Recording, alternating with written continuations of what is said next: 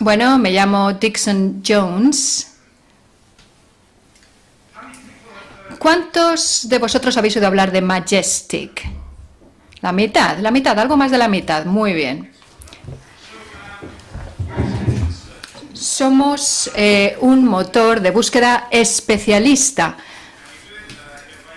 y funcionamos de un modo en el que creamos escala. Para que os hagáis una idea de nuestro tráfico.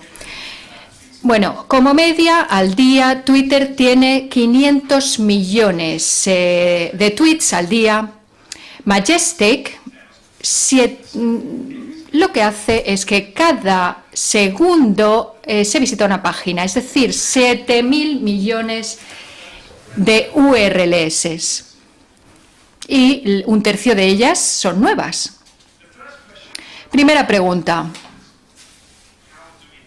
¿Cómo lo conseguimos? ¿Cómo compilamos tantos datos? Somos una empresa con 20, 25 empleados. ¿Cómo nos las apañamos con esa plantilla que es mucho menor que la de Google, ¿no?, para hacer estos rastreos? Aquí tenemos una recogida de datos a lo largo de un periodo de 10 años con el número de páginas que se rastrean al día. ¿Cómo se recogen tantos datos cuando eres una pequeña empresa? Bueno, la manera en que lo hacemos es utilizando rastreadores distribuidos. Bueno, las ideas de distribución se han utilizado antes de que apareciésemos nosotros con distintos programas, programas como los que se utilizaron para descifrar o secuenciar el genoma humano con múltiples ordenadores. Nosotros hicimos un poquito lo mismo con el ancho de banda. Hace 10 años empezamos a hacer el rastreo con SPs, con Bontes, con la idea de formar parte del objetivo final, o sea, que forma parte integral de nuestro negocio también. Ellos rastrean, hacen crawling todos los días, pero frente a Google, donde el rastreo se hace desde una ubicación central, todo se hace en cientos de ubicaciones por todo el mundo, lo que nos permite tener un rastreo, un crawling de gran escala. Se envían mensajes a las ubicaciones de esos programas, los datos retornan. Hay un problema que mencionaré un poquito después. Aquí tenemos los distintos países, una visión diaria del crawling, del rastreo página a página. Majestic, somos el 9º dentro de nuestro propio proyecto, o sea que hay 8 crawlers más rápidos que nosotros hoy, concretamente. Esto nos da una posibilidad de escalado enorme.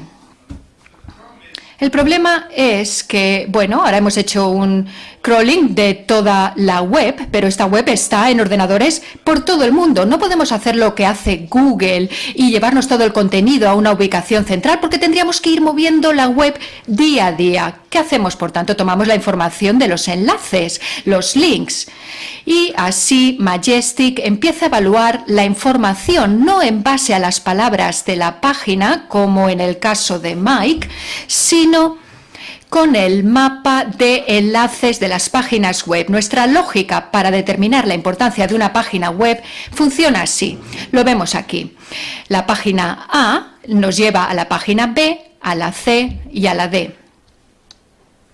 A través de los enlaces hay un tipo de señal que se va transmitiendo a lo largo de la página A y hasta la página D y más allá. Incluso si hay una página importante al comienzo de esa cadena, va a tener una influencia más importante al final de la cadena que al principio de esta. Sabemos que estas páginas son importantes y así sabemos que esta otra página es posiblemente más fiable que esta otra.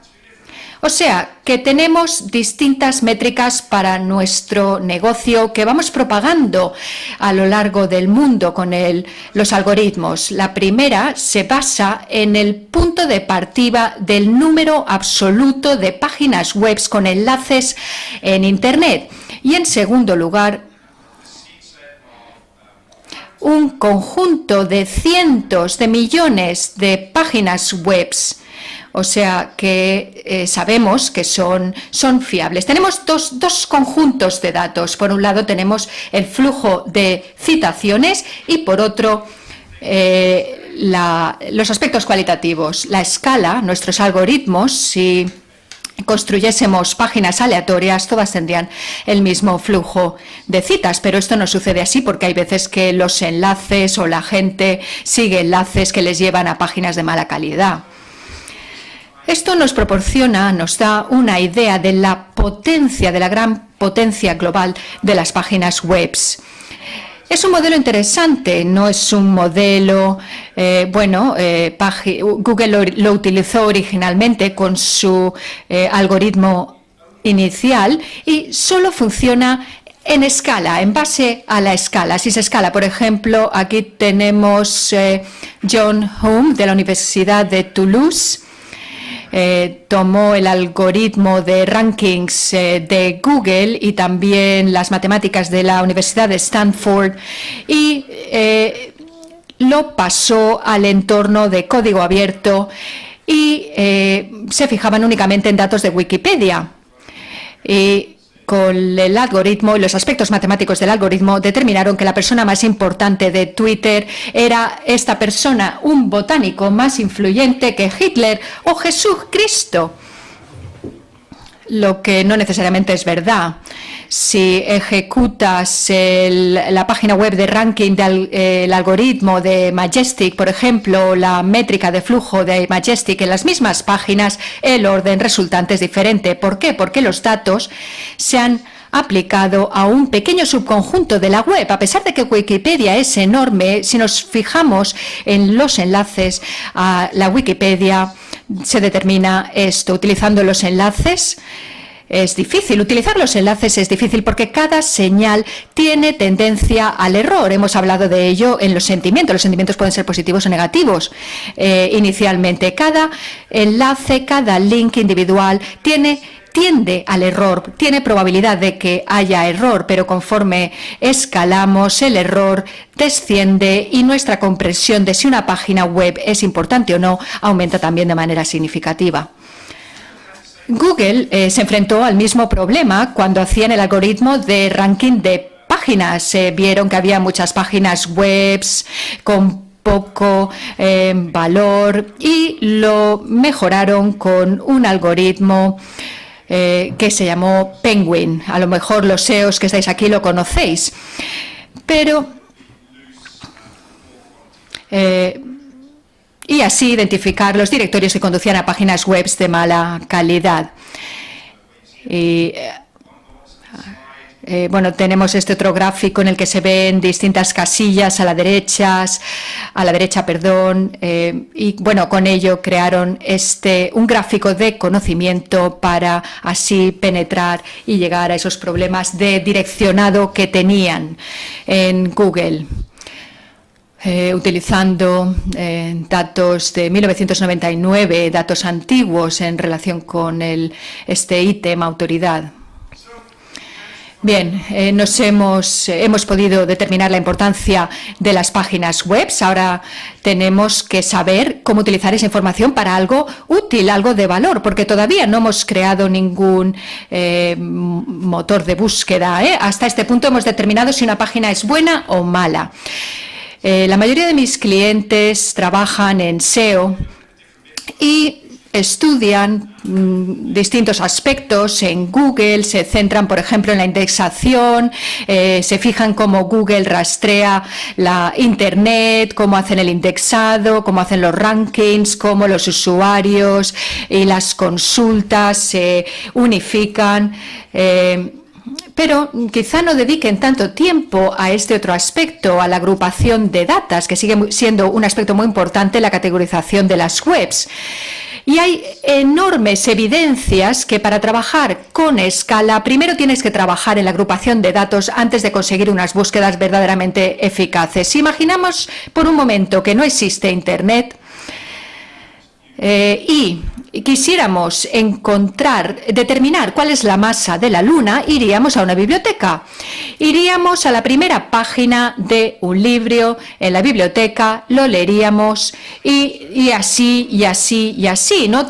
Nos llevaría toda una eternidad, toda la vida, pero por supuesto no hacemos esto. Nos vamos al sistema de tarjetas, de los libros y vamos directamente al libro. Iríamos a la sección de física, a la sección de astrofísica para encontrar la información. Sea lo que intentamos encontrar en el mundo, lo que hacemos es reducir la búsqueda a un pequeño grupo de datos. No tiene ningún sentido que yo vaya al traductor o a la traductora y les diga, encuéntrame a un amigo, ¿verdad? Es más fácil que encuentre un amigo si hablo antes con vosotros, que para empezar estáis más cerca. Esto es aplicable a cualquier cosa, sea un amigo, sea un cliente, y por tanto los motores de búsqueda, los buscadores tienen que hacer lo mismo. He leído documentos muy interesantes, he incluido aquí los enlaces para que los ojeéis.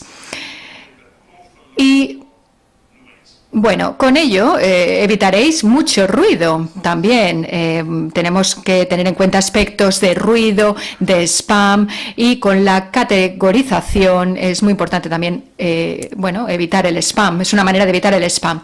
Google, sabemos que categoriza cosas. Hay cosas que podemos ver fácilmente que Google las ha categorizado en la web. Por ejemplo, si busco algo en España, en Google me salen datos muy diferentes frente al Reino Unido. La categorización se haría por el IP del país, el nivel, con distintos focos o enfoques, dependiendo del país, distintos criterios. Tienen toda una base de datos de imágenes. La categorización por tipo de datos es mucho más rápido para ellos. La recuperación de la información es muchísimo más rápida. De esta manera, con la organización y categorización de los datos, resulta mucho más sencillo crear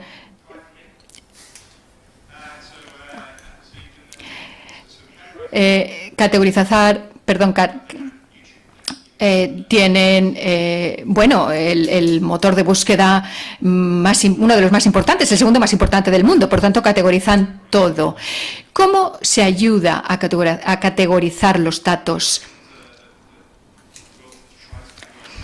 Otra manera de categorizar los datos es la interpretación humana. Por ejemplo, esto pasa con Yale and You Will Find, o situaciones en las que, se consulta a un humano y este te dice, esta web va de esto, esta página web va de esto. Pero este enfoque no es escalable, porque hay que estudiar todas las webs desde el punto de vista humano y hay demasiadas. Y lo que es peor, la categorización ya no se hace por sitio web. Twitter, por ejemplo, tiene que ver con la gente, con lo que dice la gente, y la gente puede hablar de cualquier tema.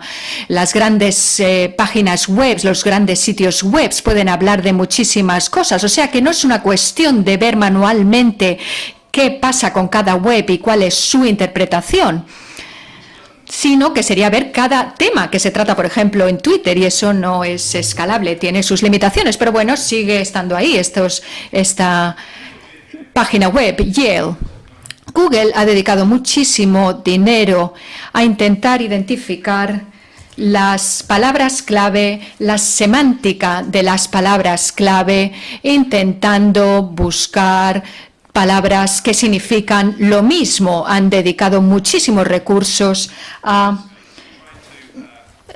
confiscar un poquito el significado de esas palabras clave, el significado mismo de la palabra en el contexto. Enormes recursos se han destinado. En Majestic también lo hemos intentado durante todo un año, estudiando, buscando algoritmos que hiciesen esto, y no hemos tenido mucho éxito. Pero sí, se nos ocurrió otra alternativa que es mucho más interesante: categorizar Internet.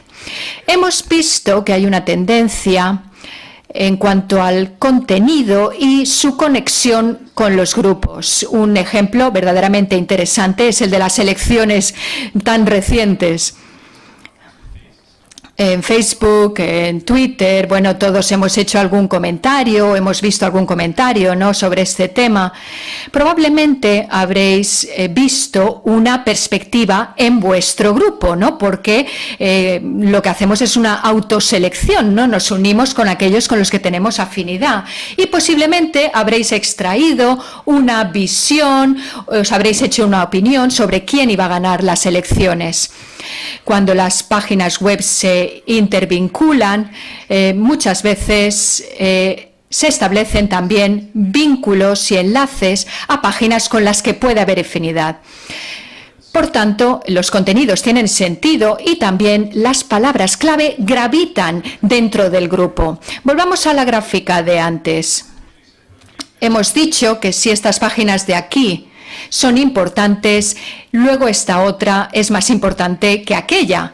Pues vamos a ir un paso más allá. Si yo sé que estas páginas de la izquierda son todas sobre tarjetas de crédito y esta otra es probable que también lo sea más que esta otra, entonces lo que podemos hacer es aunar todo y decir, vale, si las páginas web están cercanas a efectos de vector, la probabilidad de conseguir influenciar en un tema concreto aumentará.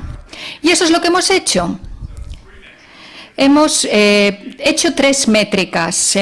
La primera, flujo de citas de 0 a 100 para todas las páginas web, básicamente basadas en un algoritmo, ¿no?, en la relación entre las páginas web, una métrica cuantitativa. Después, la proximidad de esas páginas a páginas que conocemos y que nos gustan y que son fiables. O sea, y nuevamente la puntuación de 0 a 100. Hay representaciones tridimensionales para esos números. En cada página web, en todo el mundo, hay ¿qué? 1 millón de páginas web con enlaces.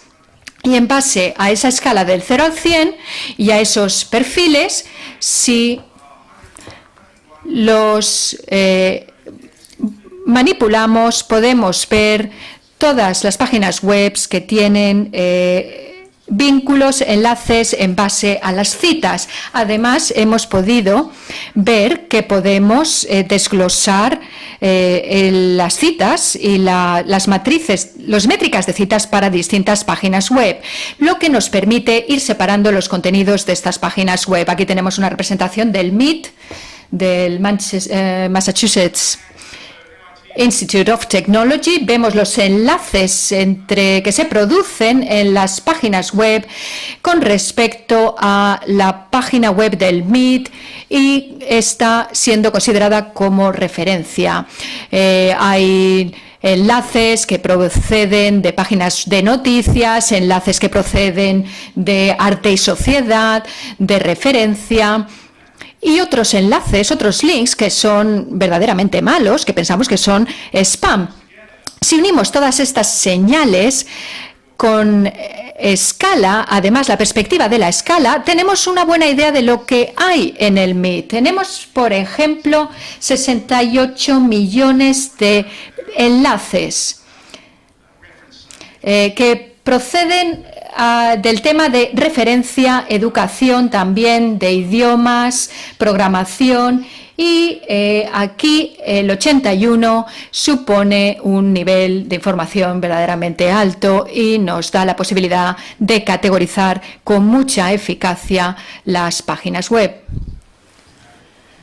Bueno, sabemos que el MIT tiene que ver con educación, por tanto. Podemos desglosar. De hecho, ahora tenemos 800 temas, desglose por temas, y cada página en esos sitios web podemos desglosarla en 800 temas, en 15 supercategorías. con esta estructura de datos. Desafortunadamente, nuestros temas no guardan relación con ningún otro formato de datos de la web. Somos únicos en Majestic. Pero bueno, podemos utilizar esta información. El Topical Trust Flow es una métrica muy potente, es una métrica universal, la puedes encontrar de manera instantánea para cualquier página web en Internet y encuentras cientos de miles en segundos. Son más granulares que PageRank.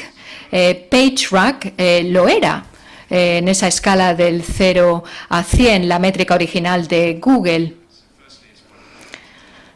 con una capa extra de granularidad.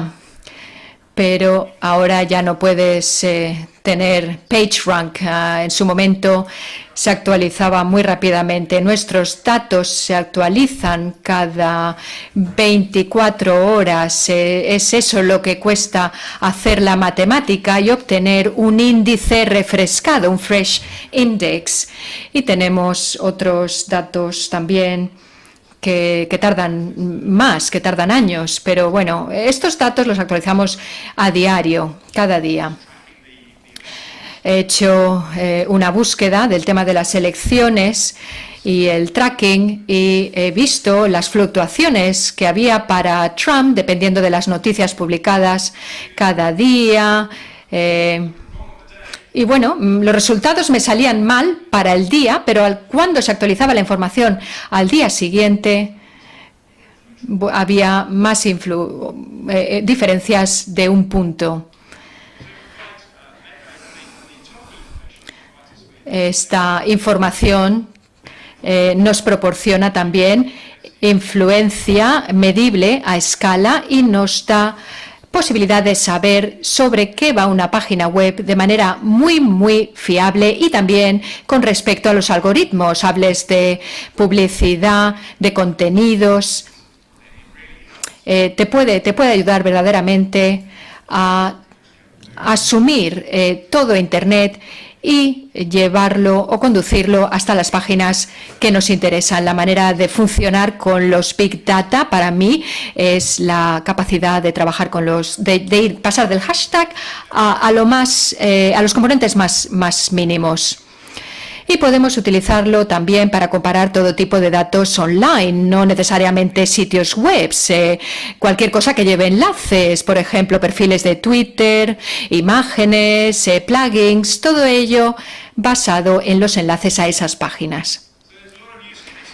Hay muchos casos de uso, os voy a mostrar algunos, no demasiados. Nuestro principal uso es para la construcción de enlaces, la construcción de links, gracias a la comprensión del contexto de los enlaces y la relación con el algoritmo de Google y el hecho de que la única manera de ir a muchas páginas web es haciendo clic en un enlace.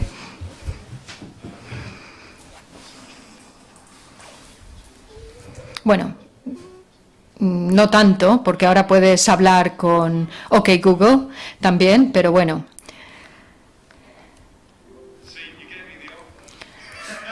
Esta es la antigua, la presentación antigua. En mi versión española tengo seis diapositivas más.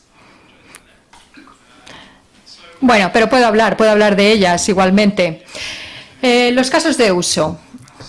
Uno de ellos es la capacidad de comprender el asunto de una página web. Hace unos meses cogimos los datos de una página web de rankings de palabras clave. Por ejemplo, la palabra tarjeta de crédito. Puedes hacer un seguimiento de los rankings con los 20 resultados principales. La palabra tarjetas de crédito nos llevó a una semántica muy cercana a la del sector financiero. Tiene sentido, ¿no? Y también había una relación muy cercana con la palabra sociedad. Society. Gracias, evidentemente, a las implicaciones morales de ambas facetas, pero una palabra más genérica en Majestic era más difícil en Majestic obtener ese tipo de contexto, porque al introducir Majestic es una empresa de vinos muy importante en el Reino Unido y también es una empresa de datos, pero bueno, Majestic es también un nombre típico, ¿no?, para un teatro, por lo menos en el entorno anglosajón, o sea que al introducir la palabra Majestic, los resultados evidentemente nos llevaban a distintos temas, pero había asociaciones semánticas con industria, política. Eso era interesante. Podíamos ver la correlación. Al teclear una palabra clave, hay correlaciones entre esa palabra clave y el género, el tema.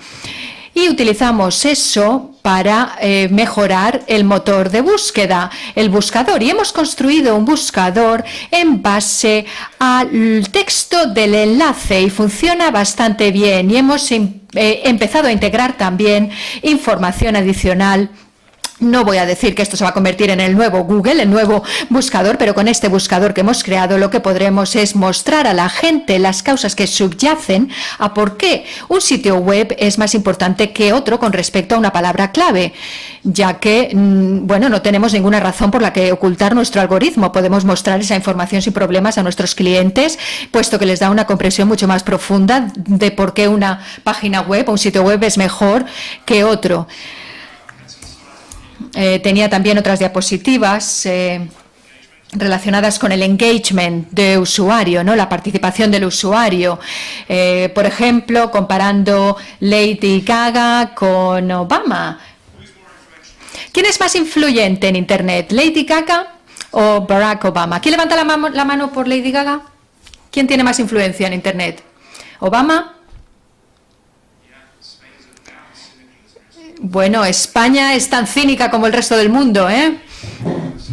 Bueno, la persona más significativa del planeta sigue siendo Obama, o eso parece en Internet. Cuando solapamos o cruzamos la categoría, si no tienes contexto, evidentemente las cosas cambian. Lady Gaga es mucho más influyente con el contexto, con el entorno musical. Si respondemos con la perspectiva del contexto y haces esa pregunta, ¿qué influencia tiene esta persona o esta otra? Bueno, esto te permite evaluar a la gente en Internet, pero necesitas el contexto. Bueno, tenía otro ejemplo, pero bueno, ¿cuáles son las conclusiones? Los Big Data son difíciles de evaluar, son difíciles de puntuar, pero lo podemos hacer viendo las relaciones entre los subconjuntos de datos. Majestic lo hace, Google lo hace, los enlaces nos pueden ayudar. La categorización de Internet aumenta muy significativamente la capacidad que tenemos de encontrar las cosas rápido y con seguridad. Google lo hace, Majestic lo hace. Y nosotros hemos oído hablar a Google de manera interna sobre la Topical Page, el Topical Flow Page. Hay algunas diferencias con lo que hacemos nosotros, pero evidentemente esa es la misma idea. Y hay también evidencias de correlación entre los datos, los topical data y las búsquedas en Google. Si queremos funcionar bien, lo que deberemos hacer será crear nuestra empresa, nuestro negocio, intentando obtener enlaces de páginas web que sean cercanas semánticamente a nosotros frente a cualquier otra web, porque esto no funciona con los algoritmos. De hecho, es una disrupción con los algoritmos. Bueno, perdonadme por no tener todas las diapositivas. Las podría sacar si las queréis. ¿Tenéis por ahí los perfiles tridimensionales que os he ido pasando?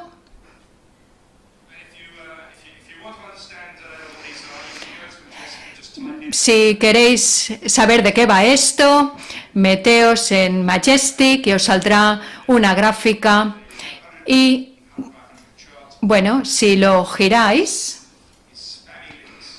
vemos que hay enlaces de spam links.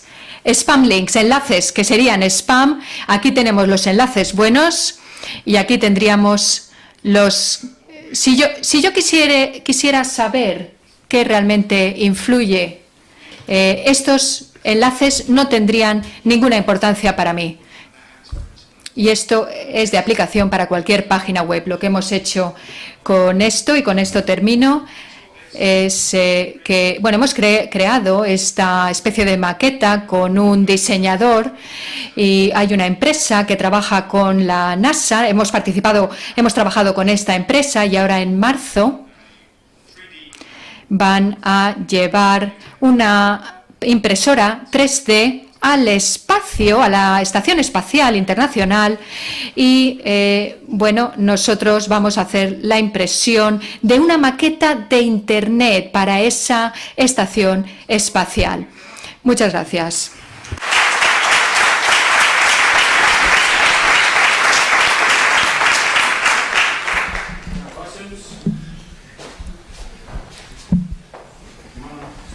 I should have checked your English slide. Tendría que haber mirado la presentación en inglés. No pasa nada.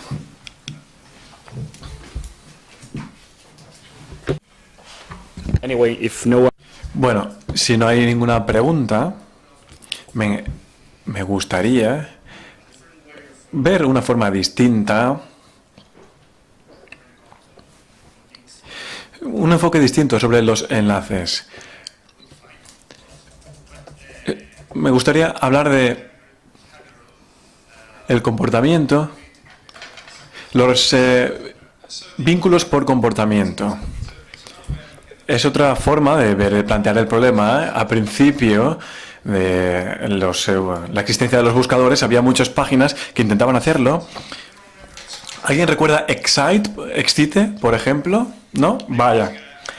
Utilizaban un algoritmo denominado HitRank, si no me equivoco, que estaba diseñado para ver la tasa de clics en los sitios web y asignar el potencial de clics y entonces cambiar en función de ello el algoritmo. Personas como yo, que trabajando en el SEO, pues vimos el modelo y podíamos apretar un botón que indicaba los resultados de clics cada 10 minutos y entonces se ajustaba la clasificación. Por tanto, era muy fácil manipular el procesamiento de datos. Ahora, lo que Google está tratando de hacer lo mismo. Lo que están tratando de hacer ahora es, primero, pues que el usuario inicie sesión. Lo que puede hacer Google, que no podía hacer Excite hace 20 años, es entender quién eres como usuario. No necesitan saber exactamente quién eres, aunque sí que lo saben seguramente. Y ahora pueden librarse de mucha manipulación, por así decirlo, porque ahora te entiendo como persona, sé quién eres, y pueden hacer mucho más ahora porque tienen la posibilidad de decir, mira, cuando yo entro a Majestic buscando enlaces, otra persona busca otro tipo de enlaces de vino, por ejemplo, o a la inversa, ¿no? Pero ellos lo que pueden ver es observar los modelos de comportamiento, los patrones de comportamiento. Y el contexto de las personas que se desplazan por los enlaces, pues supone un algoritmo totalmente distinto, pero supone un factor también esencial. Y si se consigue hacerlo de forma correctamente, pues es encontrar lo que buscan las personas cuando buscan información. Pero requiere un gran nivel de procesamiento. Sí, sobre la versión española, creo que la tenemos. A ver, podemos ir a la diapositiva 19. Bueno, creo que ya hemos abarcado la mayor parte del contenido. A ver.